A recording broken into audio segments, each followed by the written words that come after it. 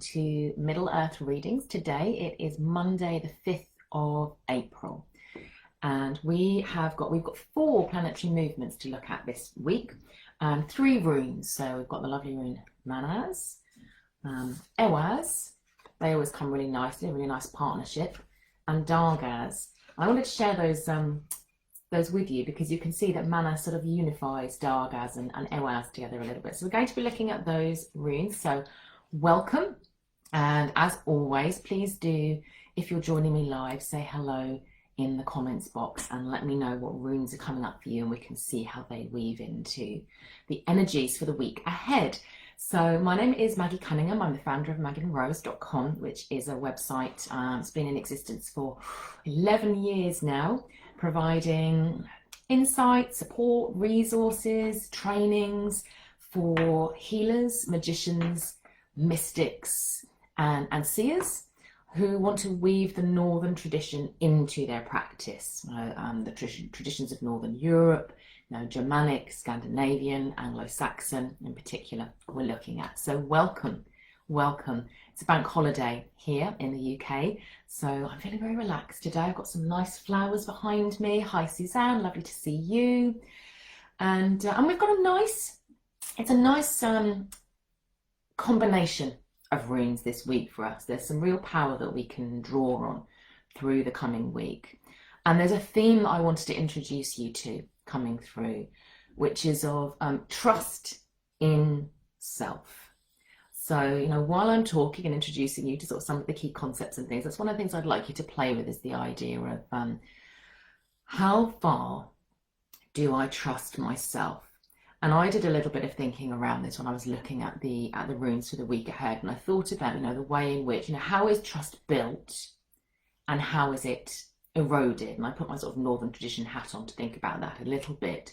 So I was thinking about, our ability to keep promises, keep promises to ourselves that we've made or to other people that we've made, and trust. That's a really important part of trust, our ability to believe that we can follow through on something, not to overcommit, that sense that you get when you say, I will do this, and then you don't do it and you just feel like, whoa.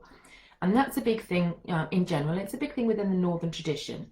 The other one is achieving things that we're proud of. So, you might not have made a commitment towards it, but having an achievement that you're proud of will build that sense of trust in self, And conversely, when we judge ourselves negatively because we fail, we don't have to judge ourselves negatively. Failure can be part of our learning process, but for a lot of us, when we fail, we feel that real sense of judgment. So that's another part of building trust in self. And I was thinking about the people that we have around us, and you'll know this. You've got people who champion you, who believe in you, who will be there for you thick and thin, and you've got other people who perhaps don't value you, don't support you. So there are choices that are made there around, who do I choose to have around me? Who do I choose to have within my life?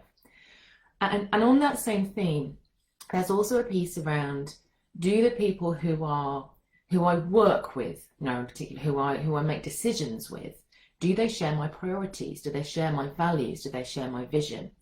And I say that with a little bit of a caveat, because I do think that it can be a bit dangerous to surround yourself with people who are just like yes people, who are just like, oh yes, I agree with whatever you say. But people who share a vision, but who might not be looking to achieve it in the same way as you, they can be really helpful. So there's an allyship piece there. And that sense of allyship is incredibly important within the Northern tradition. And what I wanted to note as well is how important all of these concepts that I just talked about are within the symbol rite, which is a really helpful, powerful ritual. A lot of you who have already done the symbol rite before me, who I can see on the comments box at this point.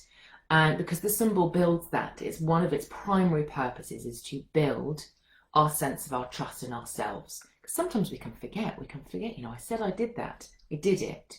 Sometimes it can be really healthy to boast and to say out loud in front of other people things that we're proud of, and particularly sort of in England, there can be this thing about, I mustn't boast, I have to be modest. It's not a Northern European tradition thing, that's quite maybe like a modern cultural thing. I don't know where it comes from. I'd be interested for your views on where does that come from? When did modesty become a cultural value? within the UK. Question for the comments box for anyone who knows.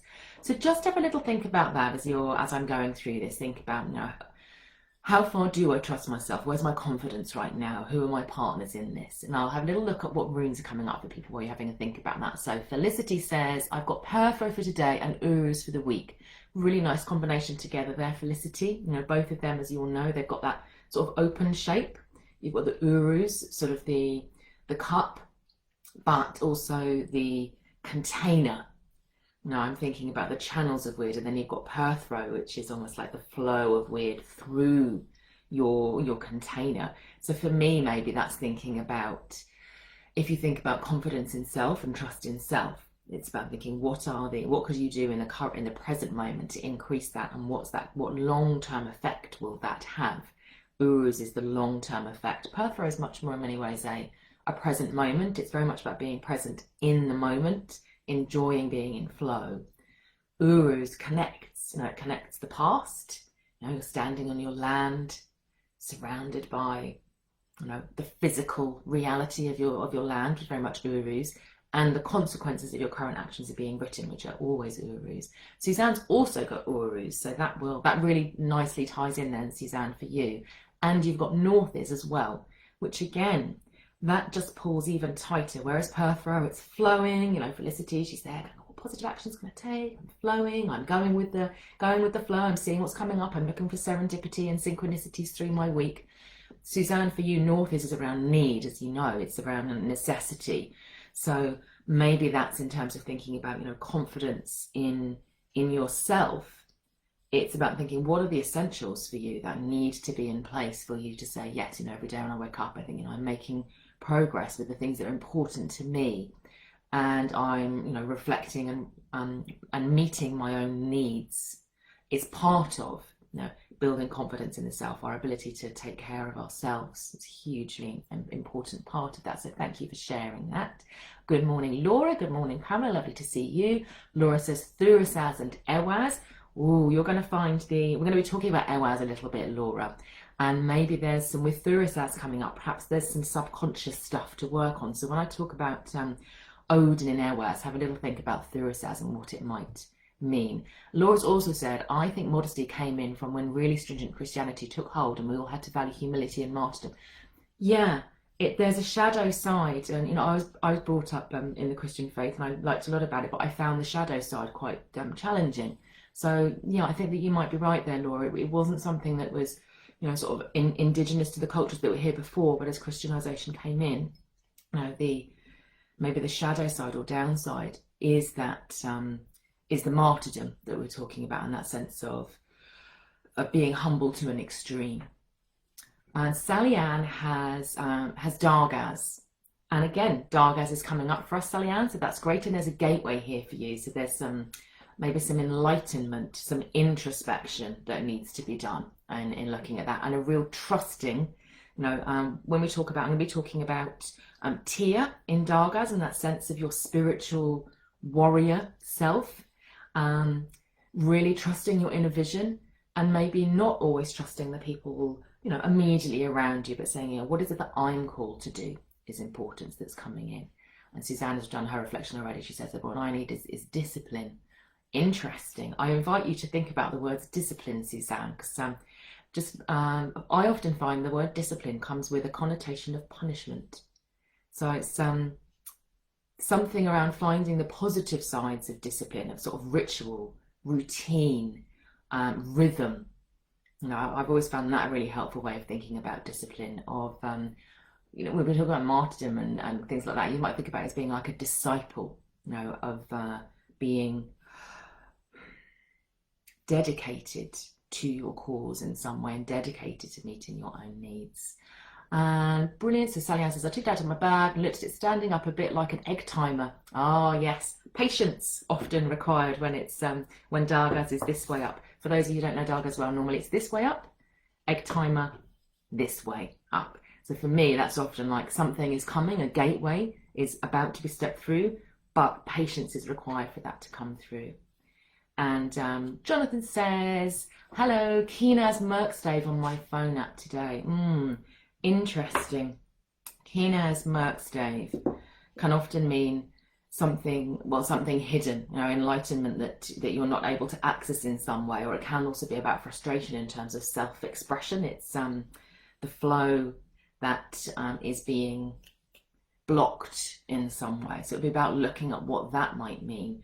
A little bit like a dragon sitting on its hoard, and it's sort of, I want to go out and fly free in the skies, but I can't leave the hoard. It's that sort of feeling. So it might be there about saying, what are you protecting, maybe, that you need to build on that sense of trust in self through the coming week to look at.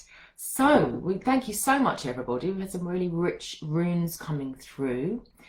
And let's have a look at what we have got ahead. And Tyrone, you said, how can you do a reading for me? Tyrone, just visit my website, www.meganrose.com, and you can see where all of the readings are that I did. One-to-one readings are all there. So let's have a look at the planetary movements ahead. So we have got, as I said, we've got 4 planetary movements, and they're coming in 2 chunks. We've got 2 on the 8th, and we've got 2 on the 11th, so right at the end of the week. So the 2 on the 8th are, we've got Frigg's chariot is moving into Mannaz. So we've talked about Mannaz already. Frigg is, the goddess of sovereignty and queen of heaven. And she often has a sort of multiplicity of selves that she draws on. She's very good at bringing forward the aspect of self that's needed in the moment. If you think about that sense of trust, the way that she works is through network very much. That she has her Asignor that work around her, and sometimes they're seen as being aspects of her rather than individual deities. My own take on it is that maybe they did split off from her at some point, but now most of them do seem to be sort of a distinct, but undoubtedly allied to, with deep,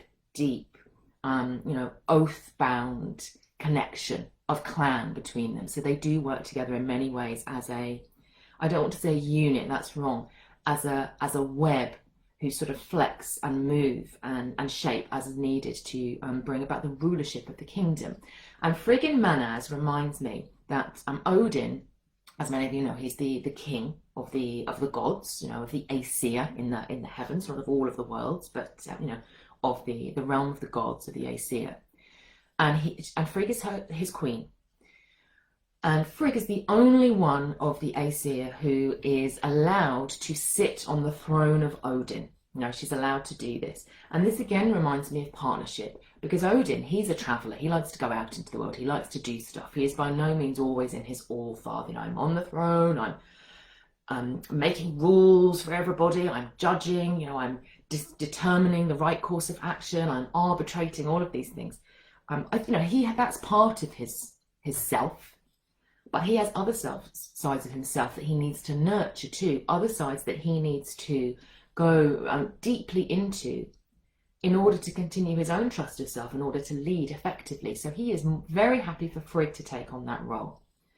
So this is very much about saying, no one tries to do everything themselves. So this is why I put asked you the question around, who are your allies? Who do you have who will step forward if you need them to? Who, if you need to let go of the reins and go and, do something for yourself that's going to benefit everybody in the long run, but it's for you right now, who will do that, and Frigg is calling us to say, who's able to do that. She's also calling us to say, sometimes when we are asked, we step into leadership. Even if we're not necessarily ready, we think, I'm not ready. But somebody else has trusted us to do that. And that trust that they impart in us, a sovereign is made a sovereign by the people around them. You can stand in your sense of sovereignty, but it is something that's conferred in many ways. It takes a follower to make a leader. It's that sort of idea. And so Odin has said to Frigg, I trust you.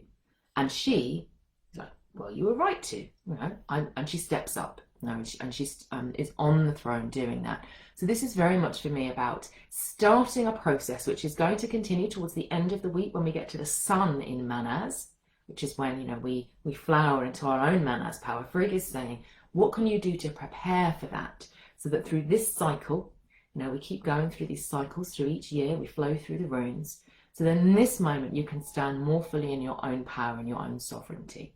And Frigg is asking that question of you. She's saying, I'm stepping up, I'm ready, I'm here. What do you need in order to do the same?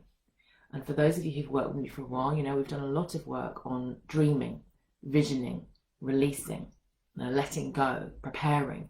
And when soon as Chariot enters Mannaz on Sunday, very much a call to action. It's saying, you know, now is the time for doing. It's the time for stepping up, you know, moving forward.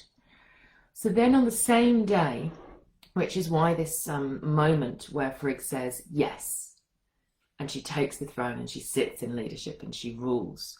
Why this is so powerful at this moment is because Odin moves into Ehwaz on the same day. And Odin, Ehwaz is here, this rune here. So this can get a bit confusing. So I wanted to check this. A lot of people look at this rune and they go, well, this is an M, obviously, because it looks like a capital M.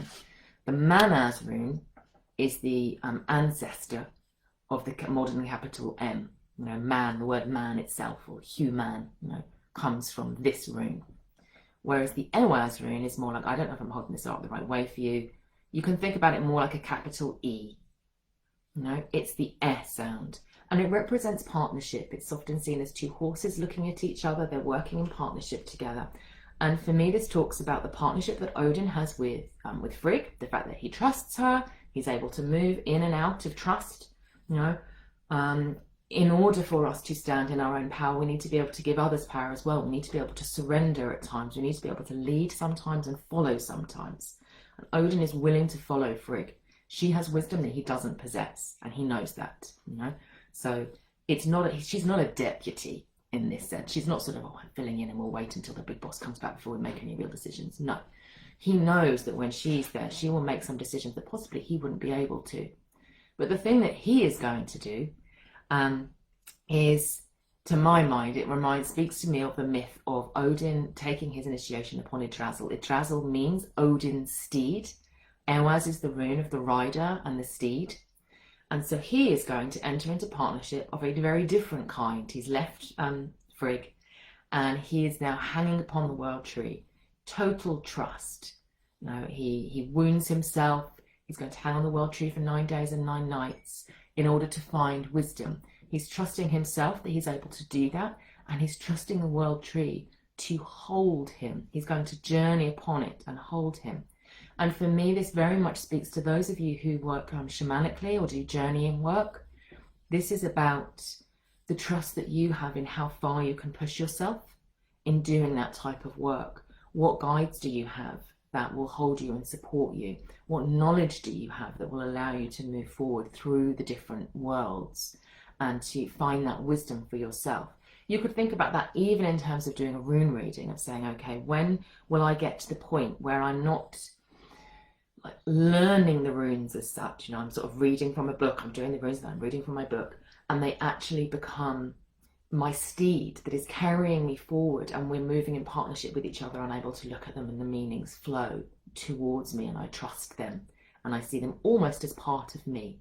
I always think that Yggdrasil and Odin, you know, they unite in that moment of knowingness when the runes are born from this initiatory moment. It's like Yggdrasil, the great world tree that encompasses all things, and Odin, mighty God, merge and become one. So if you think about that in terms of your own tools, your own, you know, whatever your path you're taking, when do the barriers between you and the tools that you're working with dissolve, so that you're actually working in unison and in partnership, whatever those tools are for you? So, you know, that's what Odin's work is. That's what he's doing. So again, part of that sovereignty for us is about saying, you know, do you have a drum that you work with, and is your, you know, your partner drum? Do you have crystals that you work with? Are your partners as crystals? You know, what are the things that you work with, and how far do you push yourself into that work and into trusting yourself so that you can trust them? You know, coming back to that idea of trust in self and thinking about like spirit alliances as well as, you know, friends, family, etc., etc. So that's what an Odin's chariot and Ehwaz suggests to me. And then on the 11th, we have 2 further movements. So we have Tyr enters Dagaz. Tyr is the warrior god. You know, he is the pursuer of truth. he knows, if any God knows what they're doing, and it's just like, I will do what is necessary, almost forgetting in some ways himself, allowing himself to evolve and change as he needs to meet his calling. That's him. So he's about that real inner voice, the inner voice that says, trust me. And you know that when they speak, it's actually you. It's like your, whatever you call it, your sort of higher self, your most divinely attuned self. In actual fact, the Mannaz often speaks about like the divine spark within humanity. So you could see it as Tia being the self that's able to access that and follow it.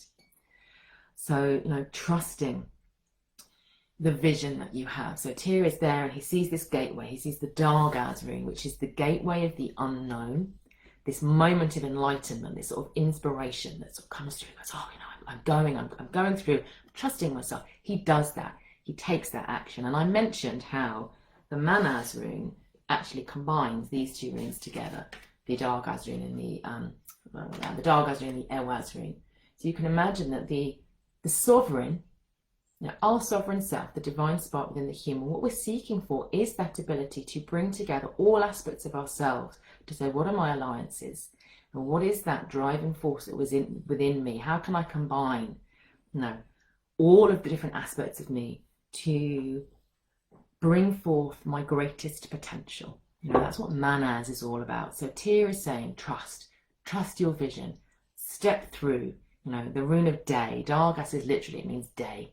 Here's the daylight, the gateway of the day. So move through, coming on the 11th. And at the same time, we have Suna's chariot in Mannaz. So this is what I was saying about the call to action. So it's not just about, I go on a great vision quest, I do a fabulous reading, I feel the path. You have to step forward. Very much is what's coming through for this week. In order to fully stand in your power. All of these gods, Frigg is saying, do what you need to do, take to the throne. Tyr is saying, trust yourself. Odin is saying, use your partners, know what your strengths are and work to them, and all will be well and fabulous in the world, is what they're suggesting. So it's a very powerful week for self-actualization, for moving into deeper trust with yourself. So what I did today, and I offer this to you as a suggestion for something that you might like to do, is I just sat quietly and I asked my rune bag, I said, what rune do I need to work with this week to move into deeper trust with myself? Deepening that sense of trust with myself. And I sat really quietly for a while and I just allowed the right rune to come. And I got the Gibo rune, which is interesting. I don't know if I've got it to hand to show you. The Gibo rune is the rune of gift giving and exchange. It's this rune here. You can see it within the Mannaz rune. You can see it within the Dagaz rune. And for me, this was like, okay, well, the work that I need to do and I'm going to do through the coming next 2 days is very much about, gift giving in terms of what are the gifts I'm giving to myself in terms of time? Am I prioritizing my energy correctly?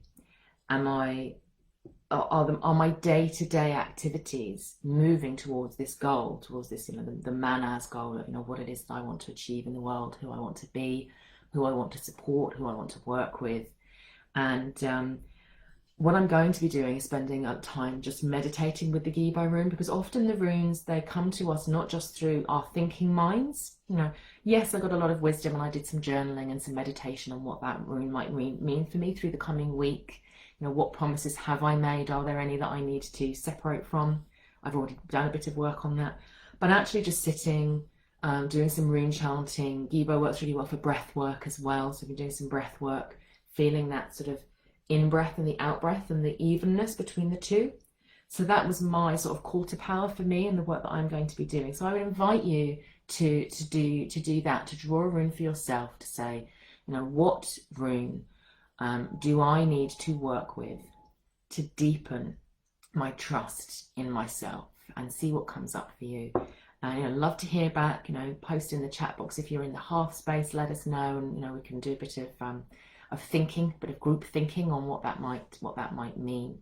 So thank you everybody for joining me. Let's see what other comments we've got at the end. So Sally Ann said, I love learning about how Odin, oh, hold on, I've missed the thread. I love learning how Odin used shamanic journey. And yeah, I really love the world tree, the tale of the world tree. And Suzanne has said, I so needed to hear all this. Thank you. Well, that's great, Suzanne. I'm really pleased that that's spoken to you. And Laura has said, yes, I'm going to do that. So good. I look forward to hearing what people get through the week. And, you know, blessings to all of you through the coming week. May your path to power be bright, as obstacle-free as possible, and full of wisdom and enlightenment.